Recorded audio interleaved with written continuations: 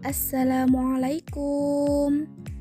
Di sini saya Lilis Tiana Wijayanti dengan NIM T2019-1035 dari kelas PAIA 1. Di sini saya akan memenuhi tugas mata kuliah Teknologi Pembelajaran PAI yang diampu oleh Ibu Indah Wahyuni MPDI. Saya di sini akan menjelaskan materi tentang Toharoh di kelas 7 Madrasah Sanawiyah. Ada yang tahu apa itu Toharoh? Toharoh disebut juga bersuci. Bersuci adalah bersih dari hadas dan najis. Hadas adalah keadaan tidak suci seorang muslim yang menyebabkan tidak boleh beribadah. Sedangkan najis di sini adalah kotoran yang menjadi sebab terhalangnya seseorang untuk beribadah. Tahukah kalian apa alat atau benda yang dapat mensucikan diri? Baik, alat atau benda bersuci di sini yang pertama air. Yang kedua batu. Yang ketiga tisu. Dan yang keempat kulit kayu kering. Selanjutnya, macam-macam najis. Yang pertama, najis muhaffafah atau najis ringan. Yang kedua, najis mutawassitoh atau najis sedang. Dan yang ketiga, najis mughalladoh atau najis berat. Yang pertama, najis muhaffafah atau ringan. Najis ini berupa air kencing bayi laki-laki yang umurnya kurang dari 2 tahun dan belum makan apa-apa kecuali ASI. Untuk cara mensucikannya yaitu dengan memercikkan air yang terkena najis hingga bersih. Yang kedua, najis mutawassitoh atau najis sedang. Najis ini berupa kotoran manusia dan hewan, nanah, arak, muntah, dan bangkai binatang. Cara mensucikannya yaitu dengan membersihkan najis tersebut hingga hilang rasa, warna, dan baunya.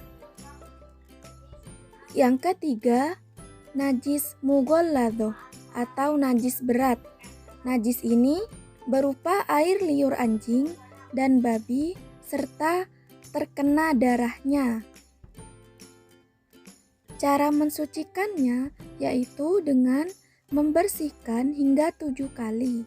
Salah satunya dicampur debu atau tanah. Selanjutnya, tata cara bersuci. Yang pertama, hadas kecil dengan berwudu. Wudu adalah salah satu cara menyucikan anggota tubuh dengan air. Seorang muslim diwajibkan bersuci setiap akan melaksanakan sholat. Selanjutnya, tayamum. Tayamum adalah menyucikan diri dengan menggunakan pasir atau debu yang suci. Tayamum dilakukan ketika tidak adanya air yang cukup karena sakit dan dalam perjalanan jauh. Yang kedua, hadas besar dengan mandi wajib. Mandi adalah menuangkan air ke seluruh badan dengan tata cara tertentu untuk menghilangkan hadas besar. Mandi ini wajib dilakukan setelah haid, keluarnya air mani, dan keluarnya darah dari rahim kita. Yang ketiga, buang air dengan cara istinja. Istinja adalah membersihkan diri dari kotoran setelah buang air kecil atau besar. Selanjutnya, adab buang air. Yang pertama, gunakan kaki kiri saat masuk ke kamar mandi sambil membaca doa. Doa masuk ke kamar mandi. Allahumma inni a'udzubika minal khubuthi wal khaba'ith. Yang artinya, ya Allah, aku berlindung kepadamu dari setan besar laki-laki dan perempuan. Yang kedua, gunakan kaki kanan saat keluar kamar mandi sambil membaca doa. Doa keluar kamar mandi. Ghufranaka alhamdulillahilladzi adhaba annil adza wa afani. Yang artinya, dengan mengharap ampunanmu, segala puji milik Allah yang telah menghilangkan kotoran dari badanku dan yang telah mensejahterakanku. Yang ketiga, gunakan alas kaki ketika masuk kamar mandi. Yang keempat, beristinjalah sampai benar-benar bersih. Yang kelima, gunakan tangan kiri ketika sedang beristinja. Dan yang terakhir, selesai beristinja, bacalah doa. Doa selesai beristinja. Allahumma hassin farji minal fawahishi wa dahhir qalbi minan nifaki.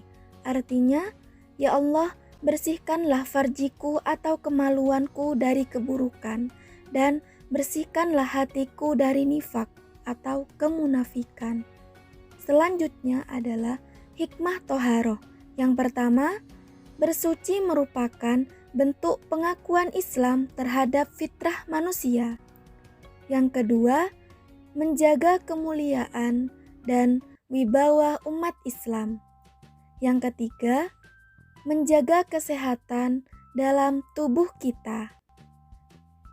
Yang keempat, menyiapkan diri dalam kondisi yang baik ketika menghadap Allah Subhanahu wa Ta'ala. Baik, mungkin itu saja yang bisa saya sampaikan. Wassalamualaikum warahmatullahi wabarakatuh.